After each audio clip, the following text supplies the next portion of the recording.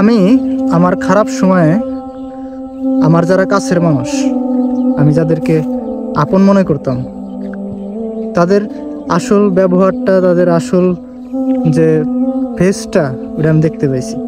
আসলে ভাই বাস্তব কথা কি জানেন, যে এই দুনিয়াতে আপনি আপনার ছাড়া আপনার কেউ না। যাদেরকে আপন মনে করেন, যাদেরকে কাছের মনে করেন, তারা মূলত আপনার ওই অবস্থান দেখে আপনার কাছের হয়, আপনার আপন হয়।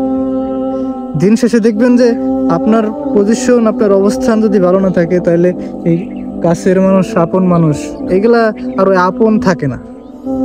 সবাই তখন দেখবেন যে আপনারা দেখলে একটা হাসি তামাশার পাত্র বানায় ফেলায়।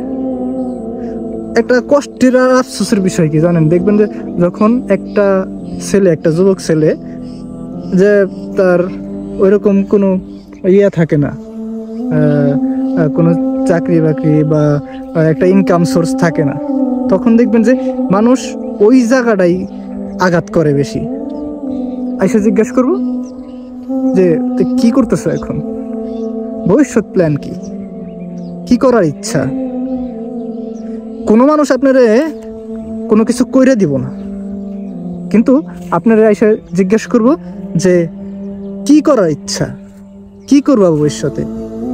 তাই আমি বললাম যে ভাই, যে আমি আমার খারাপ সময় আমার কাছের মানুষের আসল যে ব্যবহার, এটা আমি দেখতে পারছি।